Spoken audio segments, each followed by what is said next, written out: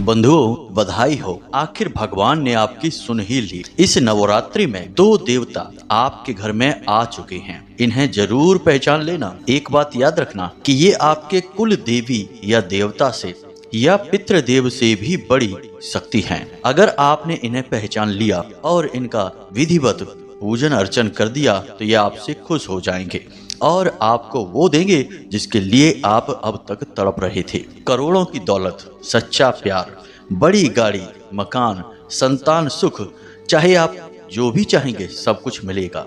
हर तकलीफ से आपको मुक्ति प्राप्त होगी, चाहे फिर करोड़ों का कर्जा ही क्यों ना हो, काम धंधा व्यापार ठप ही क्यों ना हो गया हो, रिश्ते नातों में आग लगी हो, सब कुछ समाप्त हो जाएगा और जीवन स्वर्ग के समान सुंदर हो जाएगा। तो जयकारा बोलो माता रानी का। जगत माई महामाई माँ भद्रकाली की जय बोलो।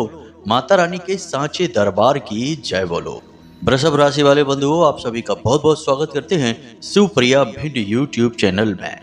तो बंधुओं, कौन है ये देवता और क्यों इसी समय पर ये आपके घर आए हैं? क्या माता रानी से, माँ चामुंडा देवी से इनका कोई संबंध है या फिर भगवान आपके जीवन में चले आ रहे लगातार लंबे संघर्ष को देखकर अब आपके ऊपर कृपा करने वाले हैं? लेकिन इन सबसे बड़ी बात कि आखिर आप ऐसा क्या करें कि ये देवता आपसे प्रसन्न हो जाएं और चुटकियों में आपके दुख दर्द तकलीफों को समाप्त करके आपकी हर एक इच्छा मनोकामना को पूरी करें। आपके मन में सवाल तो बहुत सारे उठ रहे हैं, लेकिन इन सवालों के जवाब आपको मिलेंगे इस कार्यक्रम में और इस कार्यक्रम को आपको अंत तक हर हालत में देखना ही होगा, क्योंकि अगर आपने इस अवसर को भी अपने हाथों से गवा दिया और इस एक बड़ी दिव्य शक्ति को जो आपके दुख तकलीफ मिटाने के लिए ही आपके घर आपके जीवन में आई है, इसे आप प्रसन्न नहीं कर पाए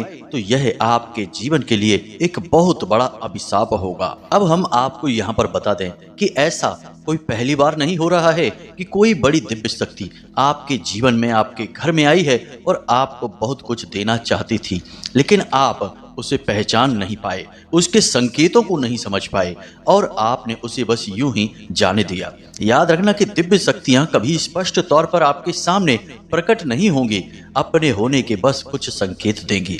आपको उन संकेतों को पकड़ना पड़ेगा। दिव्य शक्तियों की भाषा या यूं कहें कि भगवान की भाषा सांकेतिक होती है। भगवान का या देवी देवताओं का साक्षात दर्शन कर पाना इतना आसान काम नहीं है। तो अब ऐसे में जब देवी देवता आपकी मदद करना चाहते हैं तो वे आपके जीवन में पवित्र ऊर्जाओं को भेजते हैं और उनके कुछ संकेत आपके जीवन में प्रकट करते हैं।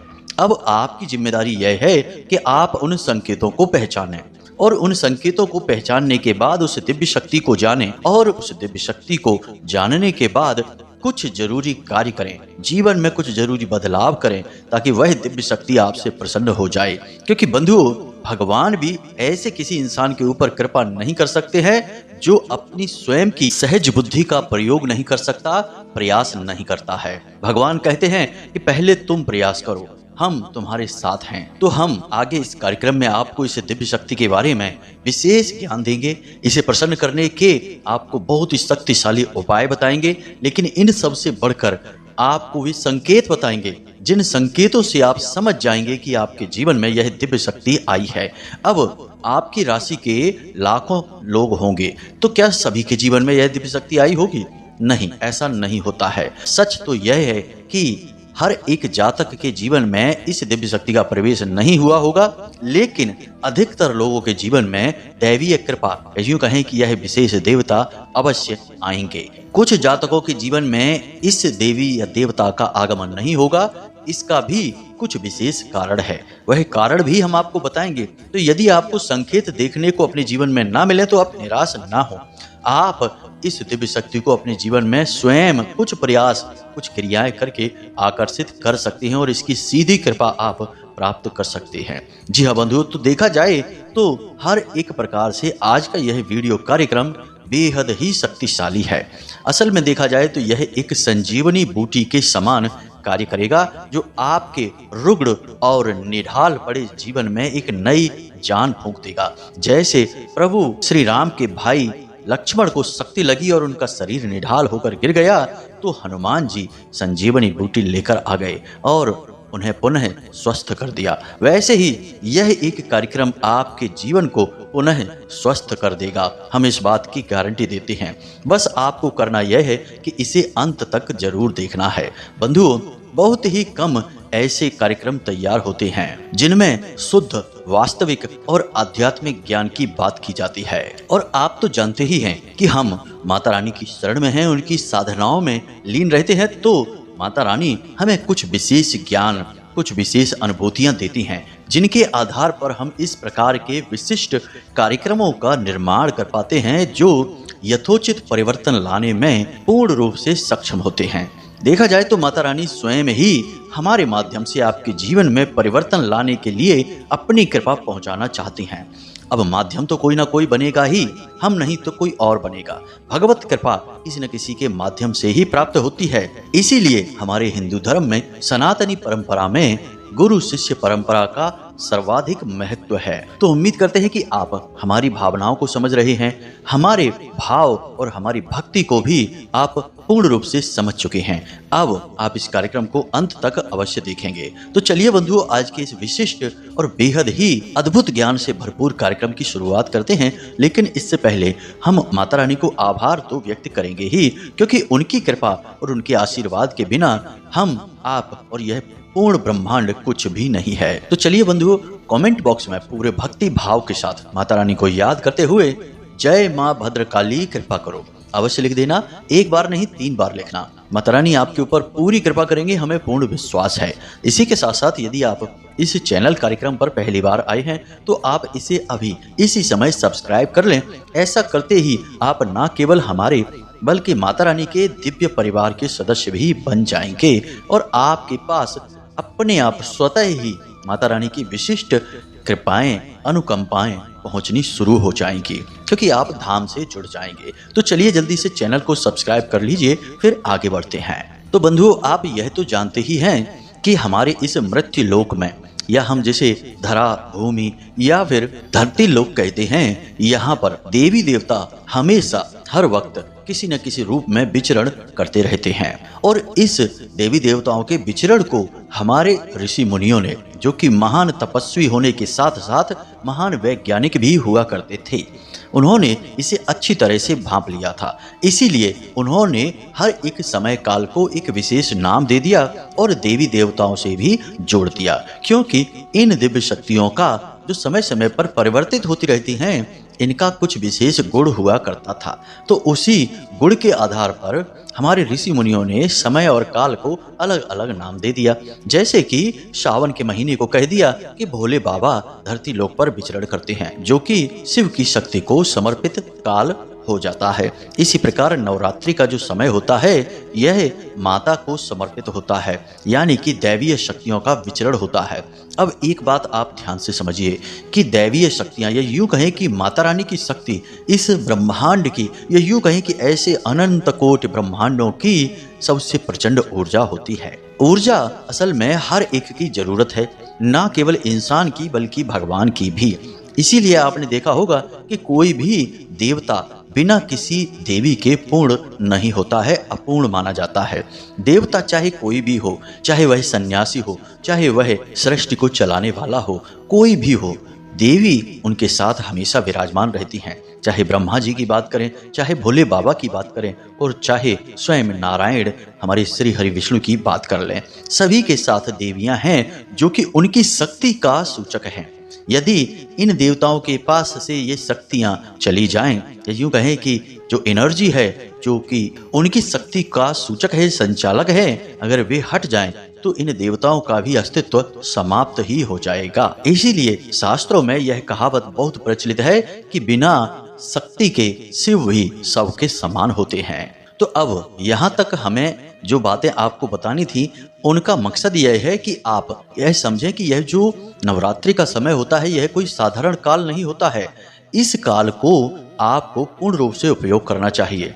कुछ विशेष अनुष्ठान इस समय में आपको अवश्य करने चाहिए। और हम तो यह कहेंगे कि यदि आप जीवन में बहुत परेशान हैं और चाहते हैं कि आपकी तरक्की हो, कष्टों से आपको मुक्ति हो और आप भगवान की कृपा के पात्र बने, तो आपको कम से कम इस पूरे नवरात्रि में एक अखंड ज्योति तो अपने घर में अवश्य जलानी ही चाहिए। अब अखंड ज्योति का जो कार्य है यह किसी एक इंसान की बस की बात नहीं है। यदि पुरुष घर पर नहीं है तो स्त्रियां उसकी देखभाल करेंगी, और यदि स्त्रियां कामकाज में व्यस्त हैं तो पुरुष का यह कार्यभार बन जाता है। घर में जितने भी लोग हैं सब सम्मिलित रूप में अखंड ज्योति की देखभाल करते हैं और उसे देवी का स्वरूप मानकर घर में स्थापित किया जाता है। अब यह हम आपको इसलिए बता रहे हैं कि लोग यह कह देते हैं कि हम अखंड ज्योति की देखभाल कैसे करेंगे, हमारे बस की बात नहीं है, हम यह नहीं कर पाएंगे, कुछ और उपाय बताइए।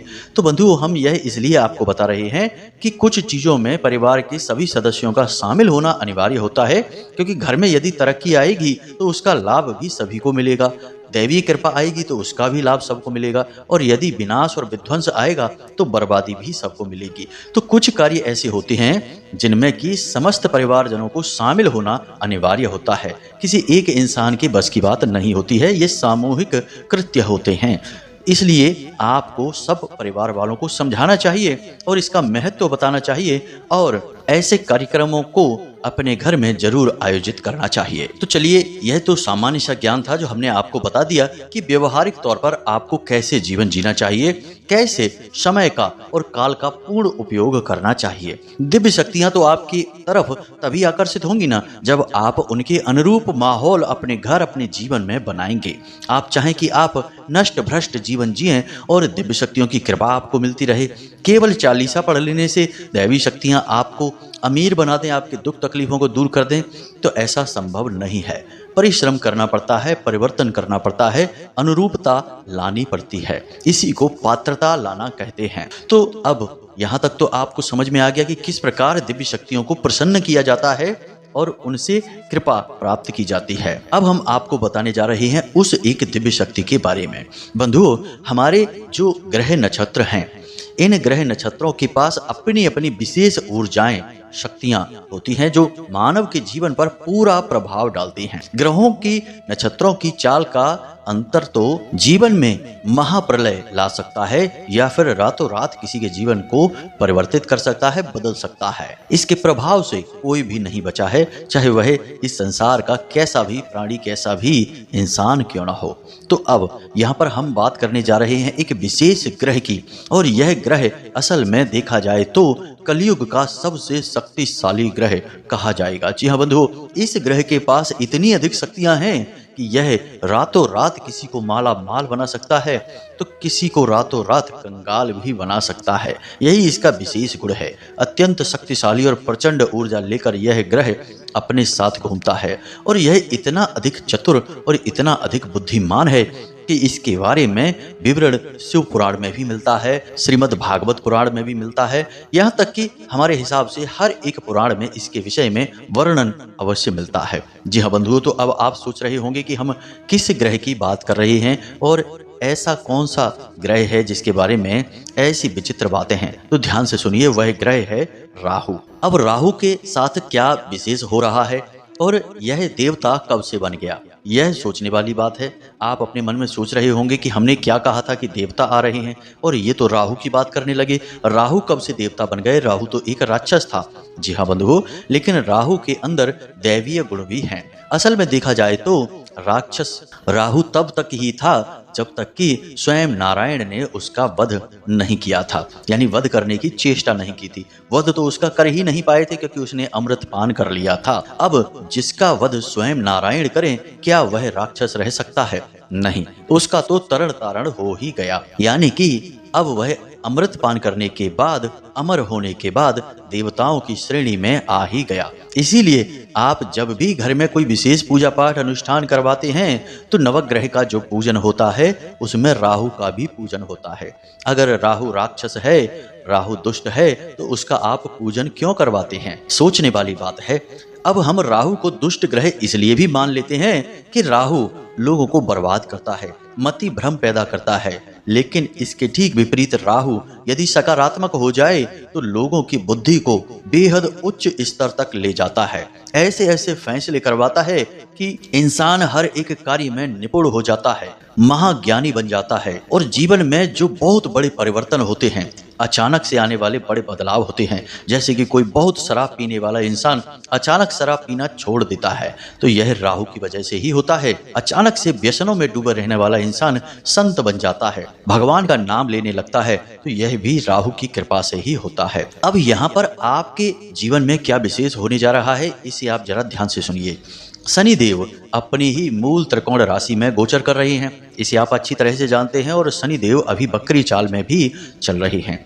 शनिदेव का भी हाल यही है कि जिसको चाहे उसको बर्बाद कर देते हैं और जिसको उठाना चाहे उसको इतना ऊंचा उठाते हैं कि इसकी कोई हद नहीं है, सीमा नहीं है। शनिदेव को आजकल के नए ज्योतिषीय भाषा में मणिदेव भी कहा जाता है। जी हाँ बंधु, लेकिन आपने शनिदेव के काल में केवल बर्बादी की कहानियां ही सुनी होंगी, इसलिए यह सुनकर आपको थोड़ा सा अजीब भी लग रहा होगा, लेकिन ऐसा नहीं है। इंसान के कर्म निर्धारित करेंगे कि शनिदेव अच्छा फल दे रहे हैं या बुरा फल दे रहे हैं। हम कुछ ऐसे लोगों को भी अपने जीवन में जानते हैं जिन्होंने शनि की 7.5 के दौरान अपने जीवन में गजब की उन्नति और व्यापार में जबरदस्त तरक्की और उछाल हासिल किया। यानी कि जो बिल्कुल छोटे मोटे व्यापार करते थे, जब शनि की 7.5 प्रारंभ हुई तो उन्होंने इतनी तरक्की कर ली कि आज लाखों करोड़ों के व्यापार के मालिक हैं। जी हाँ बंधु, तो आप इन बातों को हल्के में नहीं ले सकते हैं। केवल एक विचारधारा से आप जीवन को आगे बढ़ाना चाहें तो यह गलत होगा। हमें हर एक तरह की विचारधारा समझनी होगी, सब तरह का ज्ञान अपने जीवन में शामिल करना होगा। तो अब यहाँ पर हम बात कर रहे हैं राहु देव की और शनिदेव की। शनिदेव ने नक्षत्र परिवर्तन किया है और नक्षत्र परिवर्तन करने के बाद शनिदेव शतभिषा नक्षत्र में गोचर कर रहे हैं। अब शतभिषा नक्षत्र की एक विशेष खूबी है कि यह राहु देव का नक्षत्र है और इसके देवता हैं वरुण देव और राहु इसके नक्षत्र स्वामी हैं। तो अब वरुण देव जो कि जल के देवता हैं और जल का सीधा संबंध पैसे से है, धन दौलत से है। और यहाँ राहु देव का यह जो नक्षत्र है, यह शनिदेव इसी नक्षत्र में गोचर कर रहे हैं। तो अब शनिदेव अपनी प्रबल शक्ति के साथ आगे बढ़ रहे हैं। तो कहने का मतलब यह है कि यह एक ऐसा योग है या कॉम्बिनेशन है जो जातक के दुखों को दूर करता है। जी हाँ बंधुओं, आपकी कुंडली में यह विशेष ग्रह गोचर बन चुका है। अब हर प्रकार से राहु देव की आपके ऊपर कृपा होने वाली है। अब राहु देव की कृपा आपके ऊपर होगी और विशेष तौर पर जल यानी कि रुपए पैसे धन संपत्ति को लेकर कृपा होगी। और एक बात आपको बता दें कि जीवन में आपके जो भी कष्ट हैं, परेशानियां हैं, उन कष्ट परेशानियां दुख तकलीफों के केंद्र में कहीं ना कहीं पैसे की तंगी या परेशानी ही है। बाहर से देखने में हो सकता है कि लगता है रिश्तों में तनाव है, लोग आप पर भरोसा नहीं कर रहे हैं, आपको धोखा दे जाते हैं, या फिर आप समाज में इज्जत रुतबा नहीं कमा पा रहे हैं, अपने जीवन में केवल पिस रहे हैं, तकलीफों को झेल रहे हैं। सब का अंत हो जाएगा जब आपके जीवन में अपार धन दौलत आ जाएगी, क्योंकि इन सब के केंद्र में केवल कारण एक ही है कि आपके पास पैसे की, दौलत की, धन की कमी है। जब धन दौलत आ जाती है तो सारी परिस्थितियां बदल जाती हैं और सारे रिश्ते नाते प्रेमी हो जाते हैं। यह कड़वा सच है जीवन का कि जिसके पास पैसा है उसके रिश्तेदार बहुत होते हैं, उसे प्रेम करने वाले, चाहने वाले बहुत होते हैं, उसे जीवन में सही राह दिखाने वाले भी मिल जाते हैं। हालांकि कुछ यहाँ पर ऐसे लोग ज्यादा होते हैं जो कि अपना मतलब सीधा कर रहे होते हैं, लेकिन इससे क्या फर्क पड़ता है। आपको तो जीवन का आनंद आने ही लगेगा। आपके तो हर पल में एक नई जान होगी ही और आप अपनी इच्छाएं तो पूरी कर ही रहे होंगे। जिन छोटी छोटी चीजों के लिए आप लगातार अपने मन को मारते चले आ रहे थे, अपने परिवार की और अपनी छोटी छोटी इच्छाओं की भी पूर्ति नहीं कर पा रहे थे, वे सब तो आप कर ही लेंगे। तो इस वजह से हम आपको कह रहे हैं कि यह जो समय है यह बहुत ही खास है। राहु देव आपके ऊपर विशेष कृपा बना रहे हैं। और राहु देव के विषय में ज्योतिष में यह कहावत बहुत मशहूर है कि जिसे राहु तारे उसे फिर कोई न मारे, और जिसे राहु मारे उसे फिर कोई न तारे। दुनिया की कोई शक्ति बचा ही नहीं सकती यदि राहु आपके लिए नकारात्मक हो गए। आपके बचने का केवल एक ही मार्ग है कि आप राहु देव को किसी भी प्रकार से प्रसन्न कर लें। अब चूंकि राहु देव आपसे प्रसन्न हैं ही पहले से ही और शनि देव की भी आपके ऊपर विशेष कृपा हो चुकी है, तो अब आपके जीवन में धन संपत्ति आएगी। लेकिन कुछ चीजें हैं जो यहाँ पर आपको स्पष्ट तौर पर समझनी होंगी कि राहु देव एक ऐसे ग्रह हैं जो अपना निजी स्वभाव तो रखते ही हैं, लेकिन इनका स्वभाव जितना शुद्ध विशुद्ध है उतना ही अशुद्ध भी है। कहने का मतलब यह है कि ये जितना ऊपर उठा सकते हैं उतना ही नीचे भी गिरा सकते हैं।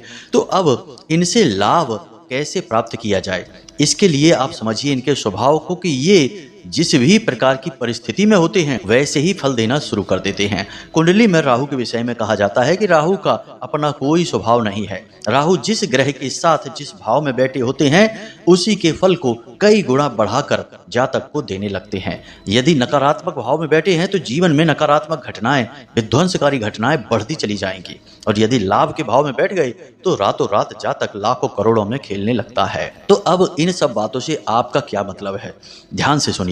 सबसे पहली बात कि आज जब हम आपको यह बात बता रहे हैं, जैसे ही आपने यह खबर सुनी कि राहु देव आपके पक्ष में आ चुके हैं, आपको पूरा लाभ देने वाले हैं और शनि देव की कृपा से आपके जीवन में परिवर्तन आएंगे, राहु देव की मदद से और शनि देव की कृपा से। तो आपको क्या करना है, सीधे मंदिर जाना है और मंदिर में जाकर आपको कोई ऐसा भिखारी देखना है जिसकी एक आंख ना हो या जो शरीर से अपाहिज हो, खास तौर से जिसकी एक आंख ना हो। ऐसे व्यक्ति राहु का सूचक होते हैं। ऐसा व्यक्ति जो बहुत काला हो वह भी राहु का सूचक होता है। आपने देखा होगा कि पुराने जमाने में लोग सुबह सुबह जब घर से बाहर निकलते थे और कोई एक आंख वाला व्यक्ति यदि दिख जाए, कोई लूला लंगड़ा व्यक्ति यदि दिख जाए, तो लोग कहते थे कि अरे हमारी तो इसने अठैन कर दी, अब तो हमारा दिन ही खराब चला जाएगा। ऐसा इसलिए लोग कहते थे क्योंकि ये व्यक्ति राहु के सूचक होते हैं और राहु से सुबह सुबह जागकर कौन सामना करना चाहेगा। राहु का स्वभाव बड़ा ही तीव्र है, पता नहीं कौन सी घटनाएं करवा डाले। तो अब आपको समझना है कि ऐसे भिखारियों को आपको ढूंढना है जिनका रंग बहुत काला है, जो बहुत ही मैले कुचैले हैं और जिनकी एक आंख नहीं है। यदि सौभाग्य से आपको ऐसा कोई भिखारी मिल जाता है तो सबसे पहले आप उसको पैसे की मदद देंगे, यानी आप उसे रुपए पैसे देंगे। और ऐसा नहीं है कि 5 रुपए 10 रुपए दे दिए, आप अपनी क्षमता के अनुसार उसे अधिक से अधिक देने की कोशिश करें। 100 रुपए दे दें, 200 दे दें, 300 दे दें, यह आपका इन्वेस्टमेंट है। जी हाँ बंधुओं, आप जब उसे पैसे देंगे तो वह राहु का प्रतीक है, सूचक है। आपको देखेगा, मुस्कुराएगा, आपको आशीर्वाद देगा। और यदि उसने आपको आशीर्वाद दे दिया तो समझो राहु ने ही आपको आशीर्वाद दे दिया। अब करने को तो बहुत सारे उपाय हम आपको बता सकते हैं, लेकिन किसी की दुआ प्राप्त कर लेने से बड़ा कोई उपाय नहीं है और आपको यही करना है। अब इसके बाद ऐसा नहीं करना कि दूसरे जो भिखारी बैठे हैं उनसे तो आप गलत तरीके से बात कर रहे हैं, उनको तो दुत्कार रहे हैं, और खाली यही एक भिखारी जो आपको दिख गया तो आपने इसकी मदद कर दी। दूसरों की भी मदद कर देना, उन्हें भी कुछ ना कुछ दान कर देना, यह भी बहुत महत्वपूर्ण होगा, इसका भी लाभ आपको प्राप्त होगा। बस ध्यान आपको यह रखना है कि दान आप मंदिर के बाहर ही करें, क्योंकि दान धर्म होता है और मंदिर के बाहर किया गया दान या मंदिर में किया गया दान ही आपके सौभाग्य काटकर आपके पुण्य के घड़े को भर सकता है। जी हाँ बंधुओं, दिव्य शक्तियों को आपकी ओर आकर्षित कर सकता है। अब दूसरा कार्य आपको यह करना है कि भोले बाबा के मंदिर में जाना है और उन्हें जल समर्पित करना है। जल समर्पित करते समय ध्यान रखें कि जल में थोड़ा कुछ मीठा मिला लें, थोड़ा गुड़ मिला लें और काले तिल अवश्य मिलाएं। थोड़े से काले तिल भोले बाबा के ऊपर यानी शिवलिंग के ऊपर भी समर्पित करें। काले तिल असल में राहु का सूचक होते हैं। अब भोले बाबा एक ऐसे देव हैं जिनका सीधा नाता राहु देव से भी है और शनि देव से भी है। शनि देव असल में भोले बाबा के शिष्य हैं और राहु देव के प्राणों की रक्षा स्वयं भोले बाबा ने एक बार की थी। कहानी बहुत लंबी है, बड़ा प्रसंग है, कभी बाद में सुनाएंगे आपको। लेकिन जब आप भोले बाबा को काले तिल समर्पित करते हैं, उन्हें जल से अभिषेक करते हैं और उसके बाद आप वहां पर पंचाक्षरी मंत्र का जाप करते हैं, जो कि आपको करना ही है। रुद्राक्ष की माला से एक माला कम से कम पंचाक्षरी मंत्र का जाप कर ही लेना। वैसे तो कायदे से 11 माला जाप का ही फल आपको प्राप्त होगा, परंतु समय अभाव है तो एक माला भी कर सकते हैं। तो बस आपको इतना सा कार्य करना है और उसके बाद आप देखेंगे कि कैसे परिस्थितियां आपके अनुकूल होती चली जाती हैं। और हमने अपने पिछले कार्यक्रमों में आपको कुछ विशेष क्रियाओं के बारे में भी बता रखा है, उन्हें भी आप अवश्य कर लेना। याद रखना कि आपको पूरा माहौल बनाना पड़ेगा। दिव्य शक्तियों को आकर्षित करने के लिए खाली 1-2 कार्य कर लेने से नहीं हो जाता। अपने जीवन में भी परिवर्तन लाने पड़ते हैं। शुद्ध सकारात्मक सोच को अपने मन में रखना होगा, नकारात्मक चीजों से दूर रहना होगा और किसी भी प्रकार के व्यसन से इस नवरात्रि में दूर रहना होगा। भोजन भी आपको जितना हो सके उतना कम मसालेदार साधारण भोजन ग्रहण करना है और सात्विक रहना है। बस इन नियमों का आप पालन करें और आप देखें कि कैसे चमत्कार जीवन में घटित होने लगते हैं। यह नवरात्रि आपके जीवन में क्रांतिकारी बदलाव लेकर आएंगी। तो आज के इस कार्यक्रम में बस इतना ही। अब यदि कोई प्रश्न आपके मन में उठे तो आप कमेंट करके पूछ सकते हैं। वैसे तो हमने अधिकतर बातों का स्पष्टीकरण आपको इस कार्यक्रम में ही दे दिया है, फिर भी कोई प्रश्न यदि हो तो पूछ लेना, कोई बात नहीं है। समय मिलने पर हम आपके प्रश्नों के जवाब आपको अवश्य देंगे। इसी के साथ साथ आज के इस कार्यक्रम को समाप्त करते हैं। हमेशा हंसते रहिए, मुस्कुराते रहिए, सकारात्मक रहिए और भगवान में अपनी आस्था बनाकर रखिए। दिन में एक बार मंदिर अवश्य हो आइए, आपका उद्धार हो जाएगा। जी हाँ बंधुओं, तो प्रेम से बोलिए जय माई की, जय माँ भद्रकाली। माता रानी आपका कल्याण करें। मिलते हैं अगले ज्ञानवर्धक कार्यक्रम में, तब तक के लिए धन्यवाद।